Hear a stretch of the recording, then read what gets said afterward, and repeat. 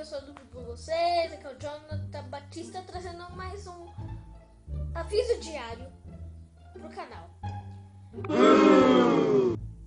Então, o aviso diário é sobre isso que acabou de acontecer.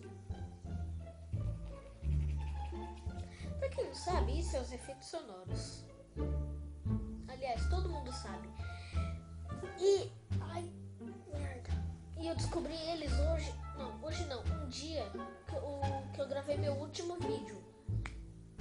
Daí eu descobri eles no Viva Vídeo, que não sei se vocês perceberam que fica um Viva Vídeo escrito no cantinho da tela. É esse aplicativo que eu uso, né? Pra editar meus vídeos. Daí eu descobri esses efeitos sonoros. E eu queria estar avisando como começar a usar eles e tal. Mas por que eu tô avisando sobre isso? Pra vocês saberem se vocês vão gostar. Pra mim saber se vocês vão gostar dos efeitos sonoros. Porque eu vejo vários youtubers usando isso e eu fiquei bem feliz, né? Porque eu tava procurando isso desde quando eu criei meu canal. Eu tava pensando nisso desde quando eu criei meu canal. Na verdade, eu tava pensando em colocar vídeos no meio, só que eu não consegui. Então vai ser efeito sonoro mesmo. Então é isso, né? Por quê?